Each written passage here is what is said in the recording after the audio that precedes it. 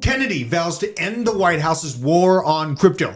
We have Donald Trump NFTs skyrocketing as huge news comes out all over the mainstream media. And we also have the ability to pay our mortgage in XRP through Chase. What is going on? All this and more on today's Blockchain Basement. Bum, bum, bum, bum, bum, bum, bum, bum, bum, bum. You ready for this? I'm ready. Welcome. If you're gonna screw me, at least pull my hair. Hell yeah. What do you got? They could start chopping off fingers. They're like, give me your seed phrase, but I don't know it. Out to give the numbers out. And I was like, no, hang up the phone right now. Or like when it dropped in 2020, was it like exciting? 400,000 to 600,000. The generational signals are now. Level. So I don't even know if we're gonna get back below there. But if we do, that's kind of where we.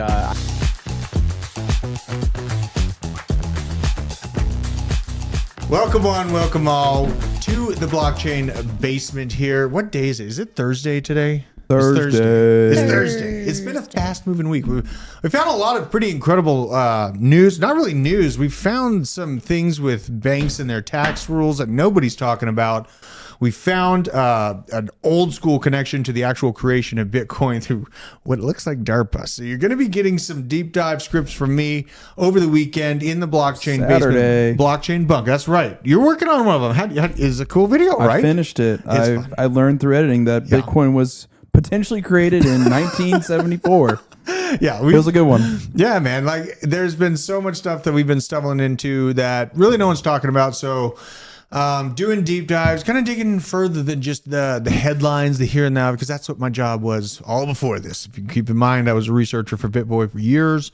Now Hit Network discovered crypto. So crypto, Bitcoin, Tim has been talking reasonably. I'm not saying he's not being unreasonable, but he has been highlighting this head and shoulders pattern that Bitcoin is dealing with right now, calling for the potential if this rolls over. He was highlighting that if it doesn't break that 32K level and get a nice bounce up, which I think is very much so within reason. I don't think that just because this kind of three-part movement happened previously means that this is how this is going to go in the future. Kind of looking at right now, I think we're at 27. Oh, what? They got trending things on here? Look at this. What's trending? Wow. Look at that. This is a little audition that they just literally did like 5 minutes ago. That's Top interesting. gainer. Okay. I see you. Let's see here. Where's Bitcoin at? So 27.4. Bitcoin will always be trending, I feel like. Yeah, it's going to be trending up and to the right, baby. God, I move so fast. Hannah, how are you doing? You're wearing a wizard hat. What is the wizard hat? Gosh. Are you? Oh my God, I can barely see you. You wizard, Harry. I found this over there. It's Aaron's. It's mine. It's Aaron's? It was on my desk for a long time. We got it from Bitcoin Miami, and randomly it came in one day, and the wizard hat was gone. I was like, man, I really liked that hat. That came from the Udi thing. I think the Taproot Wizards. Oracles or whatever it is. Ordinals. Bitcoin Ordinals, yeah. DZ was talking about Ordinals this morning. Y'all said Orioles, and I'm like, I said what? Oreos. I'm like, Oreos? Is that They're bearish for talking about Ordinals? Ordinals. We can't even say their name right. Is that bearish for them or bullish? I don't know, but the little thing they had at Bitcoin Miami was really fun. So yeah, they had a hoot, and they're shaking up the Bitcoin maxi crowd for sure. Yeah. You know, it's hard to say that Bitcoin Ordinals aren't going to be worth anything. Kind of weird feeling trading my Bitcoin in for an NFT, you know what I mean, or an inscription on the Bitcoin blockchain. I know that there's very specific tech lingo that differentiates the two. I understand. I'm a man of simple thoughts, simple values. So I just look at them as NFTs on the Bitcoin blockchain, and you are just out of control. You almost having a good time. Unbelievable. Party. Thirsty Thursday. Oh man, I was up late last night research. I've been up late researching pretty much every night this week. Been pretty hardcore. I feel reinvigorated. I feel like that same time frame right now feels exactly like mid-end of 2020. it feels exactly the same as far as market sentiment. Just kind of the noise dying down, right? People are getting bored of the drama. The attention's not here, but these big pieces are being lined up for BlackRock, for these massive banks, to get exposure and basically save their arses from the unrealized losses that they have on investment securities, mostly within the real estate market. So we see some things. I am going to be covering a bank that looks like it's going down here, but just on BlackRock, ex-BlackRock director says that the SEC will approve a Bitcoin ETF in 3 to 6 months from now. Let's see here. So former BlackRock managing director Stephen Schoenfield, who's now the CEO of Market Vector Indexes, gives the U.S. Securities Exchange Commission 3 to 6 months before it approves a Bitcoin spot ETF. Schoenfield was responding to comments made earlier by Bednall that the SEC will probably approve all ETF applications at the same time. I don't think they want to give anyone first mover advantage. Probably a pretty reasonable take. It would look pretty bad if they only gave BlackRock the access to it. But these are the controls that be. So this is just a good highlight. Keeping that in mind, we have this from Crypto Rover, just bringing it up again, keeping the conviction strong because we know what's on the sidelines getting ready to come in. These are all the Bitcoin spot ETFs and total market value. So BlackRock oversees $9 trillion, Fidelity 4.5 trillion. These are just some of the biggest asset managers in the world that are waiting on the sidelines, waiting for that regulatory clarity and approval to be able to access exposure to their assets, which total around $16.6 trillion. Now, gosh, and that's definitely a lot of money. That's definitely a lot of money, but there's things that are going on just within the United States money supply and kind of the macroeconomic side. Like I made a tweet this morning. The U.S. is currently adding $1.4 billion to the U.S. debt per hour. No $1.4 billion. Yes. No way. Not surprised. That's insane. It's $33 billion a day. And they had a single day earlier this week where they essentially increased it by $275 billion. Absolutely out of control. And that's what just tells me that the foundation of this platform that modern monetary sits upon is crumbling, and they feel it. They're setting up their escape routes right now. We need people in office that are open-minded to cryptocurrency. We need to vote with our wallets, and we need to be looking at candidates that are pro-crypto. That's one of the most important things. If you're in crypto, you want this to be pushed out to the masses. You have to be involved. I know I don't do politics because it got so scary in 2016. You got to stay involved. You have to be in the mix. Robert F. Kennedy's in the mix. He's been in the mix for at least a decade. So I liked Robert before it was cool. He vows to end the White House war on Bitcoin if elected. This guy's ripped for he's like 70 years old. Look at that. You know what I mean? He's put together. Indeed, a 69-year-old environmental lawyer and presidential nominee has promised to ease the government's policies on cryptocurrencies like Bitcoin, as well as to treat it more as a currency than a commodity during his presidential White House gig, as he told Bitcoin Magazine's Mark Goodwin in an interview published on October 4th. Very interesting to see. And, this is just more, he's been buying Bitcoin for his kids. He's been really vocal about the value of Bitcoin. As a reminder, he has also criticized CBDCs such as the U.S. Federal Reserve Project FedNow, keeping in context, FedNow is bank to bank. This is not a CBDC system as of yet. FedWire is the next step in this process, which would be implementing that, and that's not till 2025. So we got some time to fight against this. Party's not done. The battle is not over. It's just beginning. So this also went live. Just highlight this. July 20th, 2023. I made a prediction years ago that once the FedNow system went live in July of 2023, then the SEC lawsuit would all of a sudden have a verdict. That's exactly what happened. It's exactly what happened. So just another feather in my cap for anyone who wants to come in here and see we don't know what we're talking about, because I've been kind of paying attention to this for a while, as potentially leading to a financial slavery and political tyranny. Absolutely allowing this government to surveil all private financial affairs, limiting where individuals can spend money and where they cannot spend money. On top of that, he has vowed to safeguard the right to hold Bitcoin, equating to a civil rights liberty, and has been one of the few presidential candidates to accept donations in Bitcoin. Pretty darn cool. He's also competing. Vivek Ramaswamy is also very pro Bitcoin. I like both of them. Kind of an interesting situation right now. I pretty much like everyone but Uncle Joe. I don't know. And Camel. I can't stand her either. Pretty terrified that she gets the chance to become president if Joe kills over, though. That's like the biggest concern. So just keep that in mind. Don't be careful what you wish for, right? Because Camel is the next in line for the presidency should something go awry. So just keep that in mind. Let's see here. So Wall Street Silver, this is going around. We've highlighted this a while ago, but it has a potential to get much worse. So this is crazy. We saw this morning in our meeting. I was like, oh my gosh. This is a big deal. And I just like the layout of this. It very much simplified, kind of what we're talking about here. So you have a loan amount of $399. That interest at a 2.9% interest rate was $204,000 over the lifespan of that loan. Now, that same loan at the current interest rate brings you up to just about $1 million. So that really sucks. But, looking at this and thinking about the potentials of where the interest rates have a potential of going, we look back at how the United States brought down inflation from the 1970s into the 1980s. Reason for that is because a lot of people highlighted as these interest rates began to rise at the historically fastest velocity ever for the United States.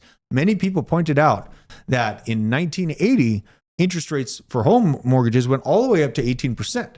Now, you have to keep in mind, there is a lot more on the line. There's a lot more derivatives. There's a lot more rehypothecation of synthetic derivatives that has been going on. So essentially, the boulder that will fall on our heads has grown exponentially should the system fail. Now, imagining an interest rate going up to 18%, in my opinion, would cause just an absolute freeze on the markets. We see how sellers and buyers are acting right now because, you have people, majority of those mortgages are locked in at 2-3%. And you have all these other people trying to come in, and the down payments have increased, the requirements have increased. But then on top of that, the overall life cycle of that loan and the cost of that has exponentially increased in a very short amount of time. So if, let's just say we do follow historically what happened last time interest rates went up at this velocity, we could potentially be looking at that 15 to 18%. That would turn this $1 million loan off of, the total cost of a loan being $1 million for $400K into $400K costing you $2.5 million over its entire lifespan. So I just got to make this exceptionally clear right now, because this is the time we don't want to be like last cycle. I was not buying at the high rates, right? I was waiting for this rate to come down, slammed into a house, and then decided to sell right at about 4% rates. And that was an absolutely amazing move. It felt amazing, changed my life. But what I'm seeing now is a little bit of a silver lining on a mushroom cloud we're facing. So let's say, and we're going to get into the bank collapse later, but let's say that these banks are at so much risk that the Federal Reserve no longer has the ability to keep rising these rates. Then they would have to pull back, pause and pull back. We'd be in a situation where if they don't want to murder the banking system or reconfigure the entire plumbing of the financial system, they're going to have to lower the rates, right? Hey, we got Rodney Oh, in chat. what's up, Rodney? we miss you, bro. Got the dip. That was awesome. Rodney, you're awesome. He was really great having it on. Everyone's been talking about him all day. Like, dude, I Yeah, miss Rodney. dude. He's a man. It was Good energy. great. Come He's back. a natural on the camera. I know. All our shows went like an hour and a half. We're just Yeah. sitting there jiving along. So very awesome to see you in the chat, man. This I want to highlight because now's the time to be getting Bitcoin, and later is going to be the time to be getting homes with your profits. So time it out. And I think that the situation we're in right now is perfect for crypto degens like you and myself, because they're going to have to lower the rates to not strangle the system right around 2025, right around 2026. Take your profits and put it into real estate when the time is right. Now, obviously, if you have to get into a house right now, go ahead. But if you have time to wait and you can try to get in once the chair pal has to tap out, then that's where some really big gains can come. And all this is coming, we have macroeconomic implications here. Just a little side note from Watcher Guru that came out this morning. Iraq is banning all cash withdrawals in US dollars. Very interesting to see. We also just did another kind of heavier deep dive on BRICS, the implications of them backing their currencies and what that actually might mean for you and me at home. We're here in crypto. We're here ahead of them. There's some pretty surmountable possibilities that China and Russia have been bringing up as far as how they're going to back their currency, the BRICS currency in general. So we looked deeply into that, and it's a pretty exciting video. So pay attention for that one. It'll be coming out in the next few weeks. We also had Donald Trump's second NFT sales skyrocketing by 350% amid buzz surrounding ex-president becoming the House Speaker. That's crazy. I know. Well, I mean, we knew this thing was going to rip, right? We knew it. Like, I knew it was going to rip. I just, I wasn't really feeling, and I didn't feel bad. I still doubled or tripled what my investments were at the time instead of pulling out and going into the Trump NFT. But I knew the guy is unstoppable. What did they mint for? Do you know? The Trump NFTs? Yeah. They're horrible pictures of him. I know. Wasn't there a lot of backlash because there was like watermarks on some of the NFTs and stuff? Yeah, like and some of like the hands would be like, he'd be like, all twisted up or whatever. They were $99 each, and it sold out within 12 hours. And what are they now? Or like what? Let's look. Trump NFT price. I bet you at least. Oh, I mean, they're up by 350% as of recently. I think they'd probably be up by 6x. The floor price is $238. Okay, so now sitting at just over. So if you bought in, you're doing. That's after a 350% pump. It's now so 200 something. So that means it crashed. Yeah. That Pumped, means it crashed. Like right when it came out, pumped, and it's just like slowly been going down probably. Yeah. Well, till 230. I don't think Trump's going to become the House Speaker, though. I don't think that he wants that. I think his ego is too big. I think he's saying that, maybe he'll entertain it, just to, get all the Republicans that are still in the, House and the Senate to kind of perk their ears up that he's a potential. But the faces he would make. Yeah, I know, just dude. Sitting back there. Oh my God, dude. And I saw a video of him just chastising the courts on the kangaroo court system that is going on right now, trying to interfere with elections. So, very interesting situation over there. Now, on the banking collapse subject, has not stopped. We have a UK Metro Bank with its shares suspended multiple times after plunging more than 25%. Now, this came out today. Basically, we were looking at shares of this bank were briefly suspended for trading twice earlier this morning in a volatile session that saw the stock shed more than 29% from its Wednesday close. So that's a big move for a bank over one day, like a third of its value wiped out overnight. Huge. The halts followed reports that the bank was trying to raise $600 million or $727 million in US dollars in debt and equity, according to Reuters. The Challenger Bank, which launched in 2010, has a market cap less than 100 million euros, or pounds. Let's see here. Shares of the bank have lost around 2/3 of their value since the middle of February. Damn. 2/3 of their value since the middle of February. And remember, February and March is when the original Silvergate, Silicon Valley, First Republic collapsed, right? This bank was also shaky at the time. And more than likely, the BTFP helped them out to stay barely afloat. But now things are getting extra rocky because the high interest rates and their unrealized losses. I keep saying this over and over. It matters. Metro Bank has valued at around 87 million as of Wednesday's close.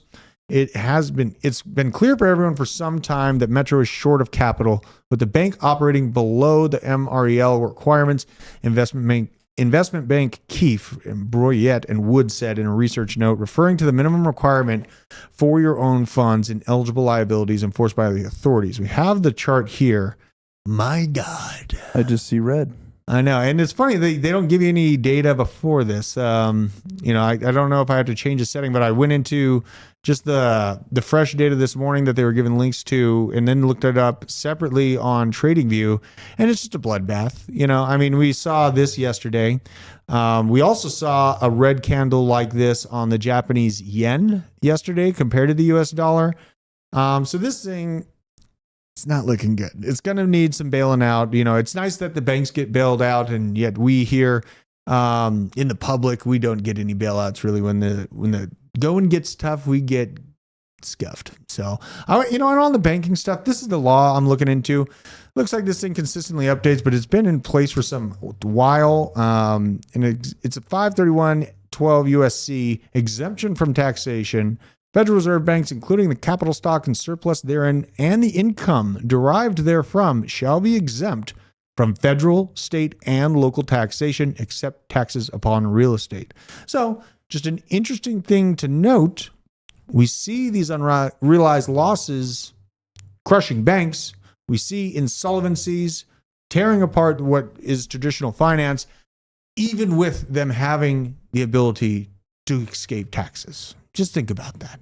Like, we are struggling in the middle lower class of America and the rest of the world. They can basically continue to create money. We pay taxes. They don't pay taxes. And basically just hyperinflate us until we can't buy anything. Like, going to the Costco last night cost me like $600. Really? It was insane. That's where I'm getting all my groceries pretty much. Is it? Costco, I mean, it's the place to go for me. I'm going to the pre-made like food area and just I'm like, all right, well, if I eat one chicken wrap tonight, that's like $4.65. Dude, I'm serious. They're great though. I love it. Even if you can afford it, it's aggravating, It's like, why is this so much different from... Don't go there hungry. Yeah, I know. Every time I go to Costco, I end up spending like $100 and I can't finish all the food in time.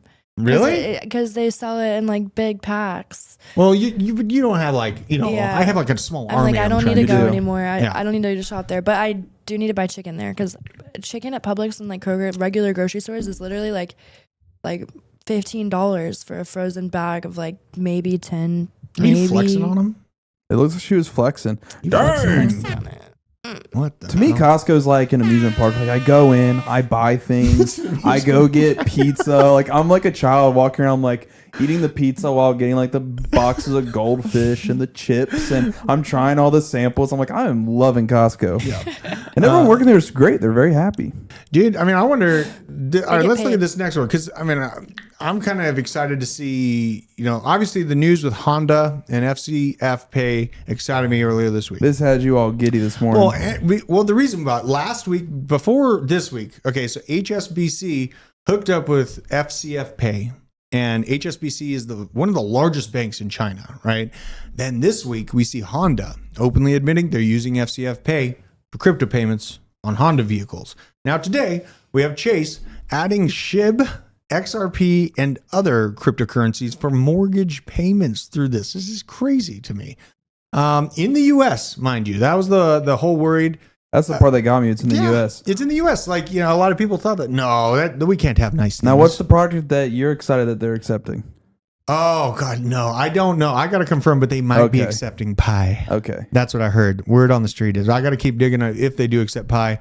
The Canadian blockchain payments processor, FCF Pay, has made a major impact on crypto adoption worldwide. Starting today, the Chase Bank customers will be able to pay their credit card bills, loans, and mortgage payments in their favorite cryptos. This is pretty freaking cool.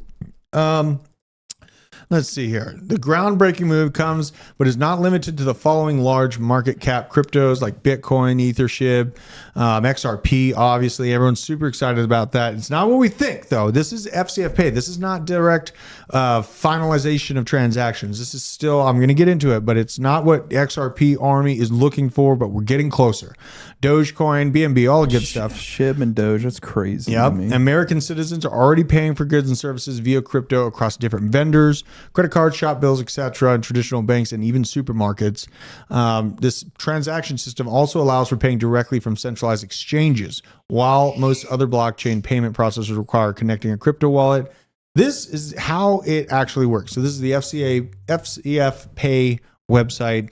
I just wanted to find out, because they can't be settling crypto to crypto. I knew it. They wouldn't be. Here's what's happening. So first and foremost, exactly none of the nearly 21,000 companies featured on the system are accepting direct crypto payments via the system.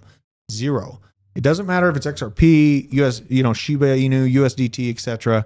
That's not what the company receives. When a user chooses to pay one of their bills via the service, they transfer the crypto to their payment gateway, and a highly efficient automated system leaps into action and puts it basically into a queue to be paid in fiat currency by one of their partners, companies that specialize in this kind of payment system on behalf of the user. So it generally takes this is the key here, is that it's still lagging. This is what kind of stuck out to me. It still takes 24 to 48 hours for that transaction to be finalized. This kind of payment aggregation system is nothing new. Just another innovation to give more people that have crypto in their accounts and they can't really, get on off ramps set up. It's a pretty useful setup for them. I have the Coinbase card. I like using the Coinbase card. I get rewards from it, etc. But that's the only one I feel like taking profits. You know what I mean? If you're spending your cryptocurrency instead of fiat and you have both, I'd only pay for stuff with crypto if it's at the top or like. I was about to say no one's going to be buying Hondas with crypto until the bull run, right? Don't do it right now. There's no way I'm spending my crypto right now. And that's the weird feeling we get with the Bitcoin Lightning Network, right? Like you're spending Bitcoin for soda pop and stuff. Like I remember Bitcoin Miami 2 years ago. They announced that, and everyone started cheering. I was like, why? Like that's cool and all, but like I'm not spending my Bitcoin. To me, Bitcoin is it's digital gold. I'm holding on to that. How much did they pay for the Bitcoin pizza? Oh God! And how much would that be worth now? It's a lot. Like, did we learn our lesson? It was a lot of Bitcoin. Is there actually even a pizza, or is that just Bitcoin pizza price? Let's see here. That's a picture of the pizza. I think that guy, they were just like giving out Bitcoin then or something. Yeah, he spent what would be today $39 million. Wasn't it like 10,000? Yeah. Oh no, it wasn't 10,000. Just about 1,500 Bitcoin. That is insane. Look at the smirk. If that's really him. Oh my God, is that really him? No way. No way. I wonder where he is now. It's in the next picture over. No regrets. Yeah, I thought this is the guy. Yeah, this oh my God. That's the real. Yeah, what a chum too. Pizza looks so. I mean, but good. it had to happen. It was basically he was testing to make sure the transaction could occur and trying to help the network move forward. He took one for the team, man. You know what I mean? He had to show its operational efficiency. Here he is with his kid. My kids love pizza. They do this. This is an ultra dad moment. No. After he just spent all his Bitcoin. Yeah, ultra dad moment. Total Bitcoin Ken energy going on here. So absolutely fantastic. But yeah, that's the kind of the weird feeling that I get when I hear about these Bitcoin transaction services. Like Bitcoin, I think a lot of crazy stuff is going to be coming over the next few years macroeconomically. And I think that the solution that's going to be chosen from the struggle you will see, and I'm telling you this, many people don't want to say it, I'm telling you this right now, there will be struggle and there will be another Bretton Woods moment.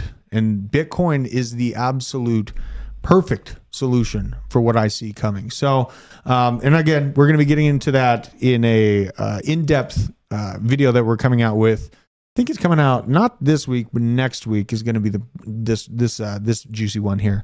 Now on Caspa, mining has gotten expensive. This is from Red Panda Mining. Jeepus Cristo, talking about the Caspa hash rate, absolutely gone nuts. I got to find out from Nick if he's still running the miner with this high of hash rate, man. Because just go down the hallway, you can probably hear it. That's My God, I haven't had time to go in there. I need to go in so there. So why is this going up? I have no clue. It's just more people are getting involved with the network. Yeah. The blocks are getting harder and harder to and solve. stuff. It happens. You know what I mean? Yeah. And we saw, Bitcoin evolved into ASIC mining and, it became a few $1,000s to get a really efficient miner.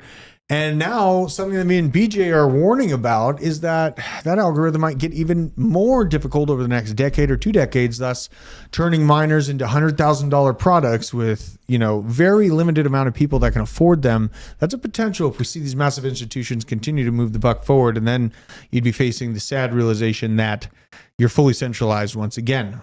So that is the interesting thing to note. Oh yeah, and then Nick, here he is. He's commenting on this. Oh baby, he's getting all excited about it. So, and it's good that people are moving into mining Casper and everything like that. I think this is going to be a coin that definitely survives into the next bull market. It's part of the proof of work narrative that I think is going to stay really, really strong, especially once the U.S. government admits their plans with oil and gas and capturing of methane flares on oil and gas rigs with mining equipment on site.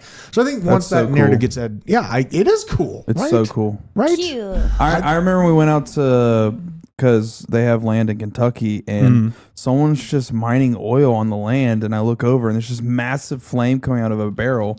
and they were talking about like using it to mine Bitcoin or whatever. And I was like, that is such a good idea. Yeah. And then I made the joke to you, Drew. I was like, man, I wish I could mine using the exhaust from my vehicle. Yeah, I mean, I need to get mining. I just have so much going on. Like, I just moved to Georgia. Like, I say that I just moved here. I've been here for like a year and a half. But the first year, I had to remodel the whole house. Like the first half a year I was here. We're getting a sewing shop in the next few weeks, so I'm gonna be doing that. But God, that'd be really cool to mine. The only thing I mine as of right now is Pi. Still mining Pi because just in case, you know what I mean. And on cryptocurrency, like I want to kind of go back to the game plan here. So on Chainlink, definitely got my movement in Chainlink going back down to the buyable zone. I'm hoping that this gets crushed back down to somewhere in the $5 range. This, like anything in the $5 range, is my signal for Chainlink, and barely got this. It kind of seems like it's just slowly following just a higher low kind of pattern in the recent past. Let's go here. In general, you can see flat as an arrow. So it's so tempting to just get more Link. I'm such a Link maxi lately. Like somebody's got to stop. You never shut up about it. I know. Well, it's something that's been funny. Like I forgot about Link in this old bag that I had for years, and then turned out to do really well for me. Now I see it's just giving me pre-Ethereum pump vibes last bull market. It really is. So I'm super bullish on that. I saw Solana is doing pretty darn good over the week, 15%. Solana not going anywhere. It's really hilarious watching the Solana community on Twitter. I see you. I appreciate you. And here's the price action for Solana over the last 7 days. Not too terribly bad. Still on a good old upswing. That's 15.9% on the week. Over the month, still doing really great. And oh God, I chose Chainlink instead of Solana. I'm not sad about that choice, but damn. This thing's looking pretty C90, good. to answer your question, my forum says it is well with my soul. So, oh, your tattoo? Yeah. Aww. There we go. It is well with my soul. Which way do I go? Boom. Look at that. That's a pretty cool Sweet. tattoo. Yeah. Yeah, I have 2 tattoos. Jack Skellington is on my chest, and there's a tattoo that my brother wanted to get. I got it in lieu of him. He passed away, so I had to. And his favorite car was an FJ Cruiser, so I had to get one of those too. Nice. Yeah, man. Got to keep the dream going for those that have fallen. But this is interesting. I'm a casual smoker. FDA is saying that it will finalize ban on menthol tobacco products in the coming months. They literally just ban menthol cigarettes. Like they've already taxed it to death. Like a pack of smokes costs like $12 in California. I wonder if people are going to revolt once they can't have cigarettes anymore. More people vape, I think. You think they'll just move to vapes? More vapes, man. Oh, that is so bearish. Just vaping so everywhere. Bad. Drake literally said somebody threw a vape on stage, and he's like, "If you're vaping these things, you don't care about yourself. Like you don't care about yourself." It was like you guys need to care about your life more. Well, that popcorn lung stuff scares me too. Like you came out with popcorn lung was a potential for it when it first came out. Popcorn lung. Yeah, the vaping has an issue with popcorn lung. I don't know if the currently used kind of chemical concoction causes it anymore, but that was an issue. Well, didn't they raise the age limit to buy these products? Literally right when I turned 18. It was 18, then turned to 21 because so many kids were vaping. Yeah, absolutely. Yeah. C90 FTW. Yeah, he's saying no shade on anyone in Pi. I'm paranoid it was some ploy to backdoor your phone. My man, I promise you that the cryptographic systems that have been sold to any nation state that you live in have already built in backdoors for the CIA. I can guarantee you that.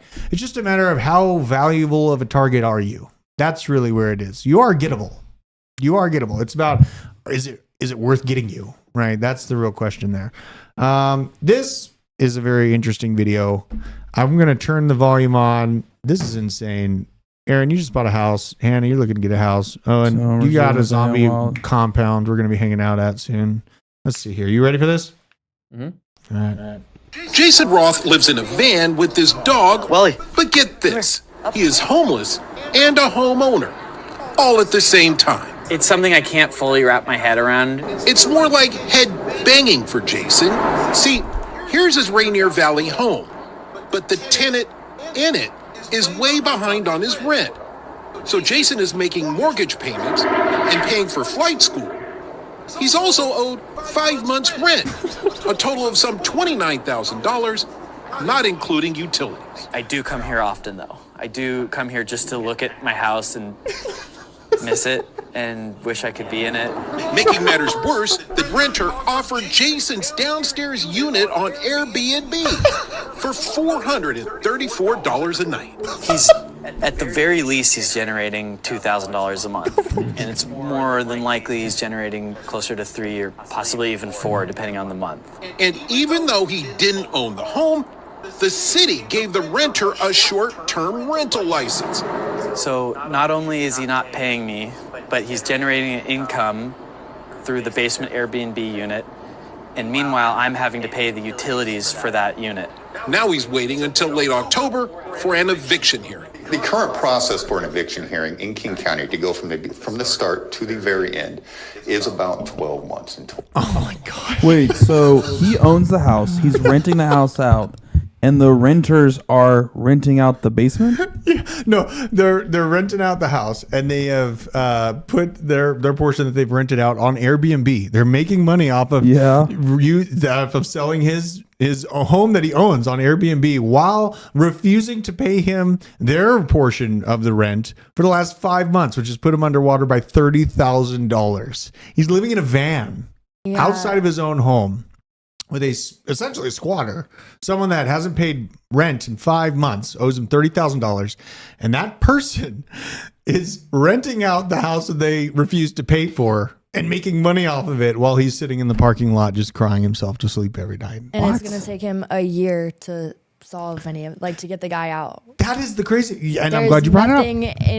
There's nothing that is protecting homeowners. Right? Like there's no laws or anything protecting homeowners. Landlords had a bad time during COVID. Like all the people that refused to pay, like they had relief. Like, and it was interesting to watch. All the initial response from the federal government. There was a kind of a relief package, but then it was pulled back while people still had that ability to not pay their mortgages, which really jacked up the kind of rental industry or people that were into. Kind of being landlords, you know what I mean? I had a lot of friends in real estate that had a bad time during that time frame, but this is just absolutely crazy. And it's in Seattle.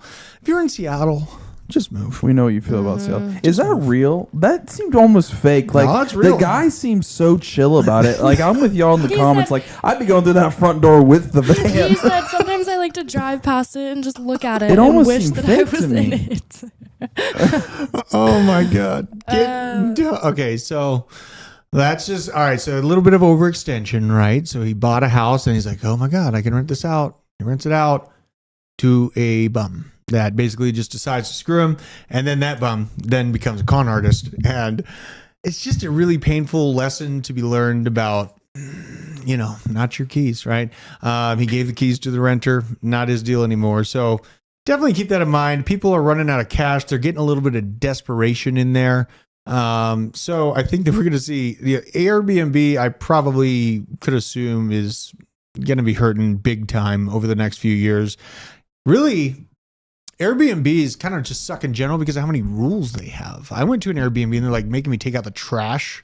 And then I have to like do all of these duties. Have signs like everywhere in the house. They charge you for the cleaning fees and they charge you for all these extra fees, but then they expect you to clean all of it. It's interesting. But I was going to say alpha on this. If you are looking to like rent a property or make money, there's travel nurses. You can get people like vetted. I've heard of this. They've already been cleared. Like their record is good. They're certified nurses that are traveling and they're looking for somewhere to live for like 6 months, a year at a time. So they make a lot of money. Don't get random people on the internet. They make a lot of money. Yeah, Absolutely. they do. They got money and they got money to spend. They get a stipend to pay for living. Boom. Yeah, I almost went into headhunting for nurses before I went into heavy construction stuff. Quite a vast industry, honestly. And what you're saying, she's just scratching the surface of it.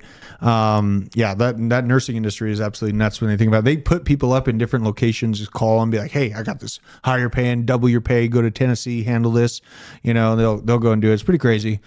On DeFi. Now we're paying attention. I want to talk, but first we're going to get this FriendTech thing out of the way. I know this is your section here.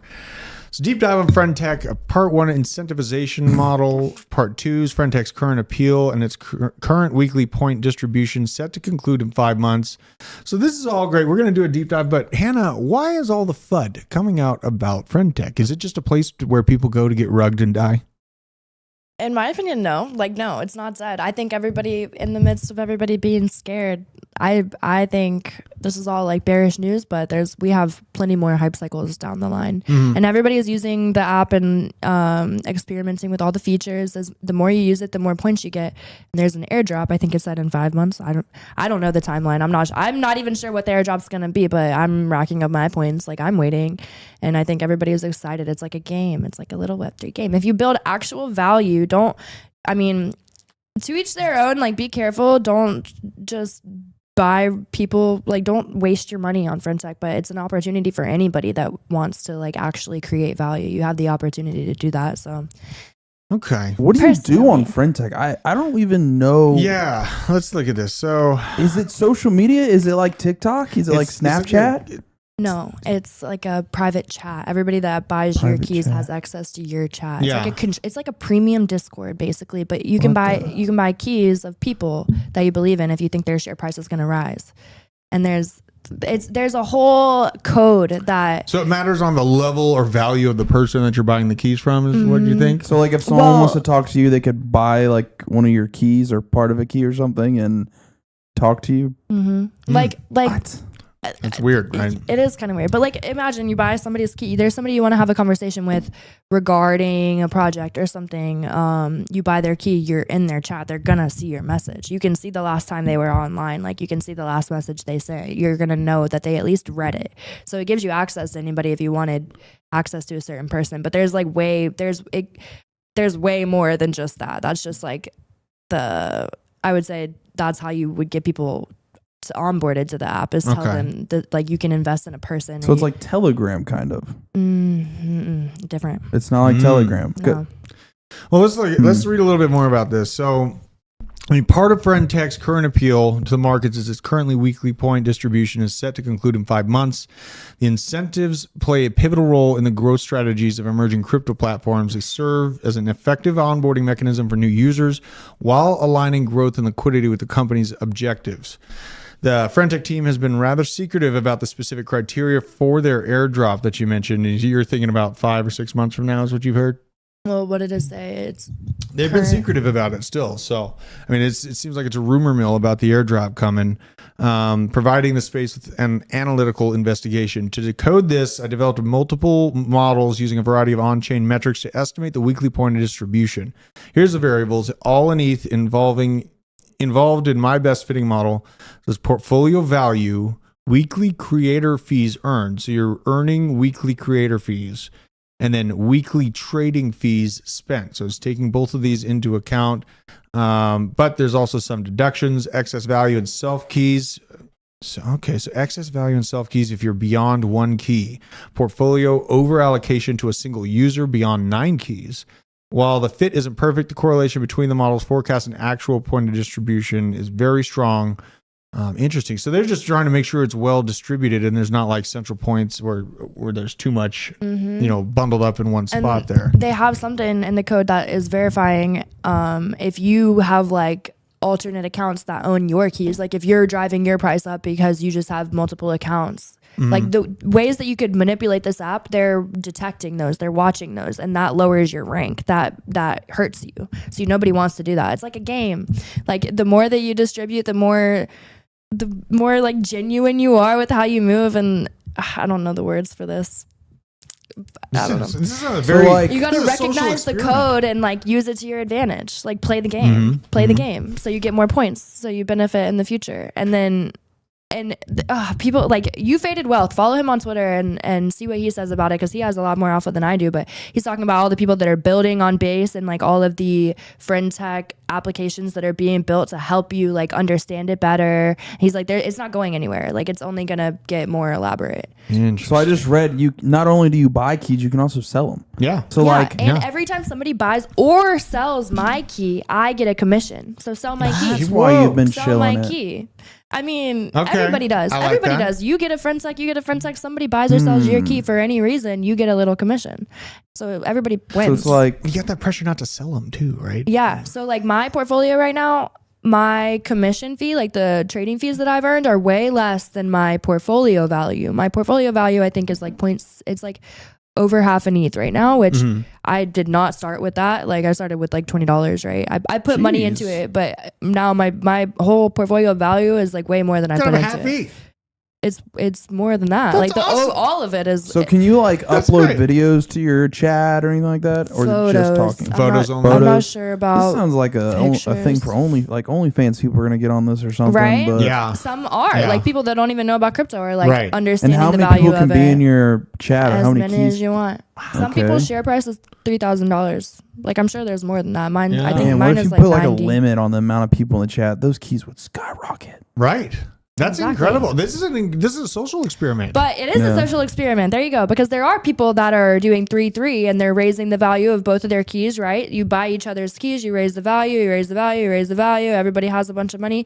And then like Roxy, for example, she's somebody I follow on Twitter. Twitter.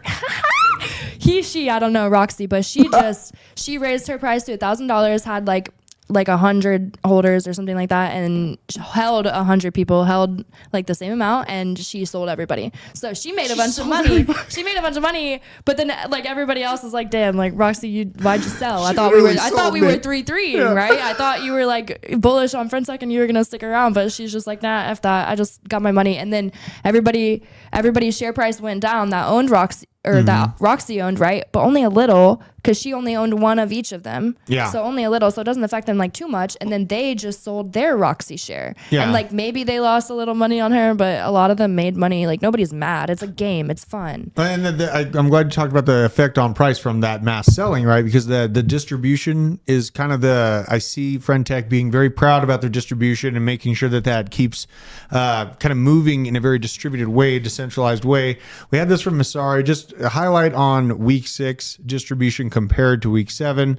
Very, very interesting information here. So basically the value of portfolio at the time of the snapshot, the subject fees, all of this information you can find on Masari regarding FriendTech. God, it's really kind of incredible to think about. Do they have their own like crypto project, or is it just ETH? It's on Base. So Yeah, you have to Base. like bridge the Ethereum to Base. You can send it straight from Coinbase. You just have to do it through the Base network. Oh. And then I think it takes like 8 days to withdraw. So that's the downside right now. But I think Good it's just gosh. going to get better. Like it's just going to get quicker. I don't think Base is going anywhere either. There's so much Well, it's volume very, on it right very now. new, right? And it's easy. Cool. I don't know how I It's feel about easy. this, so I'm gonna be honest. I mean, Yeah, it's we'll that see whole social long credit term. score. This plays in the whole idea of what's your value on It just digitals. seems like the next thing to try to make a quick buck, and then it's gonna go to the next thing. I Remember don't that know. Black I Mirror don't know. episode? Do what? Remember that Black Mirror episode? Guys I've only walking seen around, they some got of like a little value number over their head, Yes. and they're like, I'm worth 99 points. I can get holistic organic food. And then you have the bum that's got like a 7 over his head, and they're like just beating him over the head with a baton because he's not worth enough. That's where the kind of the weird GVs come into this. But Yeah. you know, it's a very interesting experiment because you have kind of that pressure not to sell or dump on your friends because they get a message, a notification like, hey, you just got sold. Kind of a weird feeling, right? Yeah, this is interesting to see. And we are pretty early in its development. It might be worth finding a lot more about it, honestly. I mean, your story kind of gets me excited about it. It does seem like it's still early. I think there's, like how Ryan said in the chat, I think there's going to be a lot of rug pulls and stuff on it, but maybe long term it's good. But I'm sure there's a lot of people that'll come into it for a quick buck and then leave. But Exactly. But that's what this industry is. Crypto and NFTs. Like do your own research and don't buy somebody that you don't trust or like you don't believe that Trust their Hannah. price is gonna rise. Right, exactly. Like I mean, There you go. trust me if you want. Do your own research. Do your research. Do your own research. DYOR. You know, I mean, let's be honest. We've already trusted Mark Zuckerberg with all of the data of all of our lives. And he is saying that it could be possible to use the metaverse to now bring back the dead virtually. So our information has already been harvested at max. It's a matter of if, that number system, I think the weird part about it is if the government has that control, like if it's or even, massive corporations that control the economy in general anyways, right? It could be either just a hyper controlling commercial situation that blocks you out of purchases or, things like that if you're not worth enough. But FriendTech, that's just more of like an online social engagement experiment using crypto to kind of value that interaction. Very interesting stuff to see. And on this, another DeFi, let's see here. I want to find Radiant. Here it is. So this is from hightesh.eth. What is the best project under 100 million market cap in his opinion? What is this? That's I don't know if that's actually him or not. It looks like he's getting bitten by a dolphin. All right, so his answer is Radiant Capital. We've covered Radiant, very high APY, which scared everyone originally. We looked at this thing like a year ago. In this investment report, I summarized everything you need to know about Radiant on a single page. The key takeaways are Radiant Capital has developed a great product that is beloved by users and liquidity providers. They have a strong tokenomic structure with over 74% of the supply allocated for incentives that will fully unlock over the next 3 years. So a stifled unlocking of those incentive funds. Radiant is also offering incentives in 6 blue chip assets, making them an attractive choice for lending. And they're expanding to Ethereum, which could potentially drive more demand onto their platform. The only concern he has is that Radiant supply is inflating more than the on-chain demand growth, but that demand growth will return most likely around the Bitcoin halving, when all the eyes come back and all the people have said, oh, you basement's going to die or crypto channel's going to die. And we're sitting here crushing it because everyone's paying attention again because they got left behind. Then that demand will grow. And Radiant has witnessed a decline of this kind of stagnant time frame in the markets. It's a decline in trading and volume on fee metrics in the past 30 days. These numbers could change after the launch on Ethereum.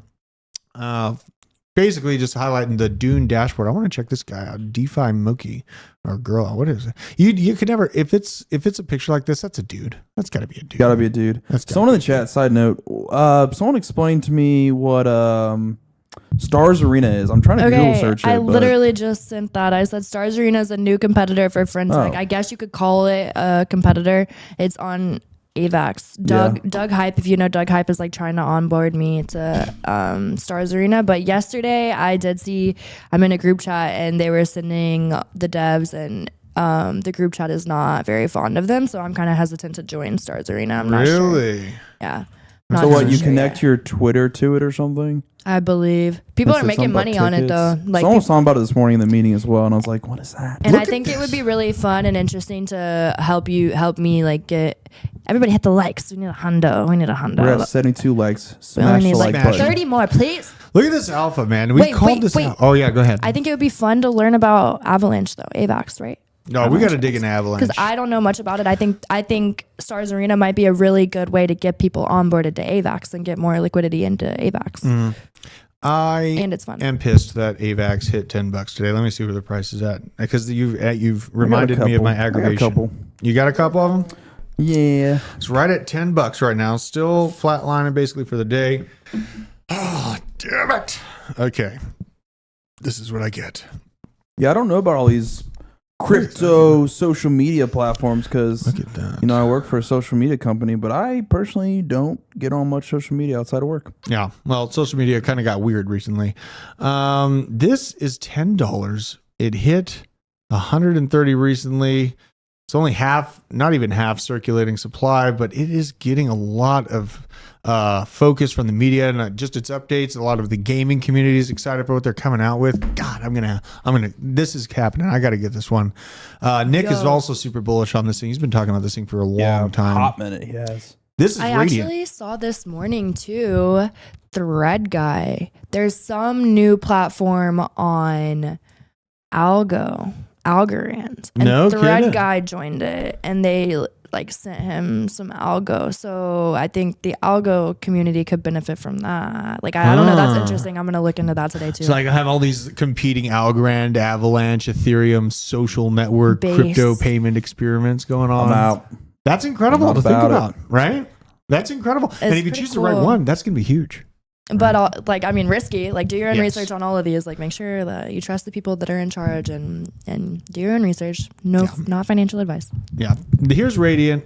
I'm just about, I think it was actually a year ago. We talked about this on this channel for all the OGs, all the people that were stuck with us through the trenches. Here you are. This is a year's chart, and this thing has increased by 700%. So just calling that out because, things are happening. If you're not paying attention, if you're getting wrapped up in the drama of life or, needing I'm not even going to go on a rant here. I could get myself in a little bit of hot water there. But essentially, if you're distracted by a bunch of hyperbolic, idiotic influencers that take no new information to make their decisions moving forward for them and their community, you're doing yourself a disservice. Pay attention to what's going on because there is good money being made right now, even in this accumulation market. And we know that what's to come, even if we don't get that super cycle, super sickness, mining Bitcoin on oil, bricks, all the stuff, even if we just follow the basic structure of the 4-year cycle and even diminishing returns, we are going to be setting ourselves up for financial freedom in the future. So keep that in mind. And, I appreciate everyone that shows out every day. All the new names, Bob from accounting, Boosted 2JZ, Deucey does crypto, Candle Daddy, bullish on FriendTech. You're checking their temperature on FriendTech, are you there, Owen? Mm-hmm. Okay. I'm going with a no. Yep. You think no? It was kind of weird. It's still kind of weird to me. It's kind of weird. $20, really, Hannah? You started with $20. Yeah, you just have to bridge $20 to base. Hey, no one's gonna buy my keys. No one wants to talk to me. I'll buy your keys. Thanks, Hannah. Hey, there you go. God, I wish there was a coin in the liquidity pool instead of like cash was just MRAPs and tanks. That's what would be a cool coin. Damn, I didn't convince y'all, huh? Tell me how you really feel. Oh man, that's funny. Well, it was an awesome show. I know we got a lot to do. Hannah, you get ready to go set up ATB? No ATB today. DZ's sick right now, isn't he? Yeah, DZ's sick, but we also changed the ATB schedule for the time being. It's Monday, Tuesday, Wednesday at 4 p.m. Until further notice. Buy in or bug out is coming up on this channel right now. So we're going to end this show, but I appreciate all of you. Owen, take us out of here. Go make sure to watch Buy in or bug out. It's about to come out on this channel, Blockchain Basement, in 1 minute. And I will see you tomorrow. Go touch some grass. Oh, yes.